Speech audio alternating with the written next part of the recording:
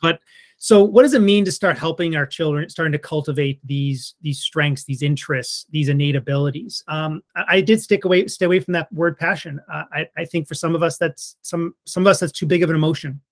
I think we're pretty fortunate people if there is a passion that drives us with an intense emotion. For the rest of us, it's maybe a quieter journey around things I like, things I don't like, things I'm interested in, things I'm not interested in, how that pushes me away. But for us as parents, it really has a lot to do with what fears we want to really keep in check, and how do we really shape those, take those moments and really start to kind of change our own parenting approach to acknowledge those fears and move through them deliberately with our children.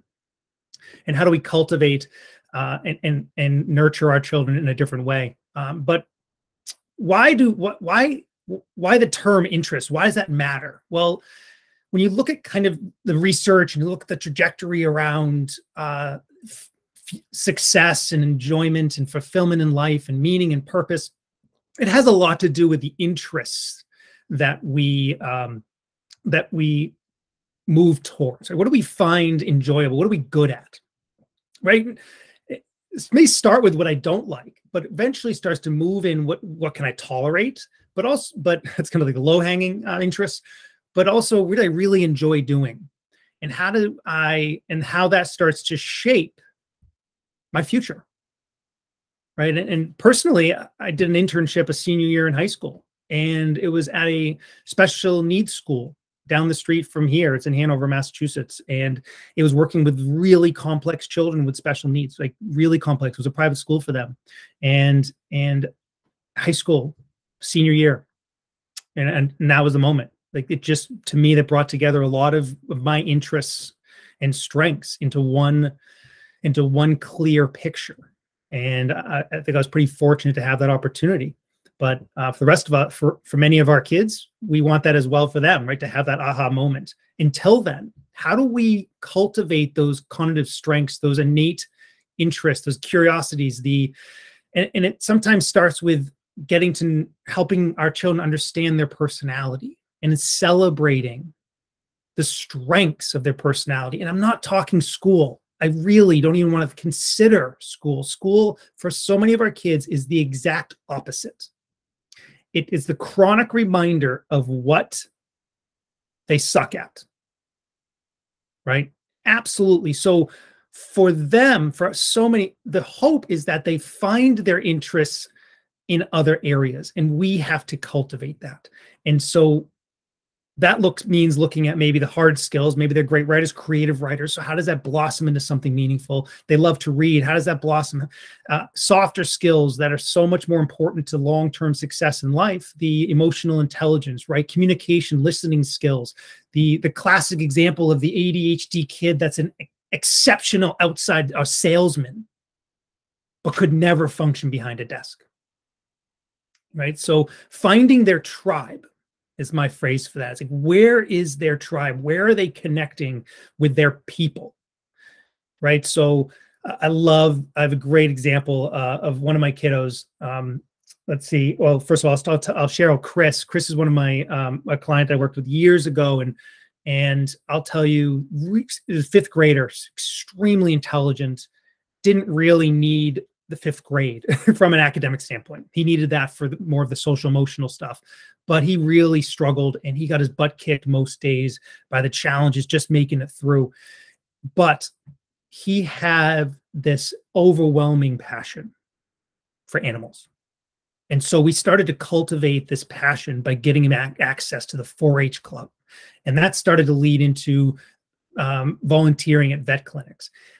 By end of middle school, he had participated in the birthing of many different types of animals, hands-on, full immersion type experiences.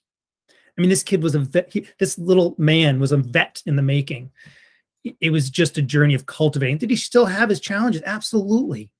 But he ended up going to agricultural high school and thrived. He found his tribe. He found his interests, connected with his interests. And that's really the biggest piece, is we can handle the suffering of life if we have a balance, right? We can handle the struggles if we have the moments where we're not struggling and we're connecting with our love, our joy, and our passions or interests, right? But we need that harmony. We need that yin and yang. If we're too stuck on one side, it makes life overwhelming, right? So those kids that are socially awkward, but they find their tribe in a social skills group. It's that kiddo that got his butt kicked in every group sport through elementary and middle school, and everyone was like, he started to identify as just not an athlete. All of a sudden, he gets onto the cross-country team, and he's leading the cross-country team in races, right? It doesn't necessarily matter, but as we listen and really listen to our children and let them kind of find their way, and as we step aside and cultivate those curiosities and guide them to make certain decisions, we end up finding that they start to move in a path that's more affirming to who they really are.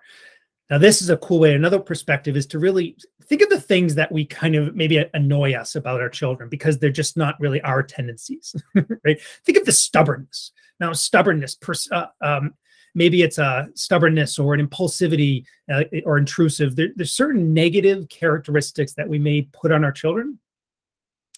But the truth is those types of personalities over time, maybe hyper focus or being fixated on certain things, can be cultivated into strengths as we think about how those types of traits can manifest out in the real world.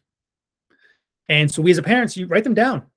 What are the personality traits that kind of rub you the wrong way? Maybe it's because you're just not like that.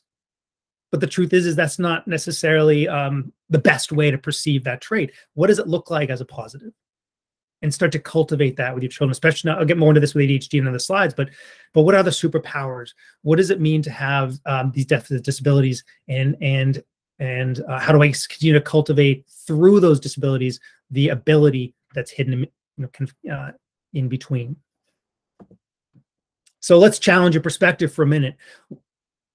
What are kind of three passions or interests that you know your child possesses and you haven't really given it the attention that you probably should? And what are three weaknesses, or I should say perceived personality deficits that really should be seen as strengths? And how do you shape that? Right? And what opportunities are you not, that you know are in front of you and your child, that you know you could start cultivating tomorrow? What are those opportunities? And how do I start planning proactively as a parent to nurture them?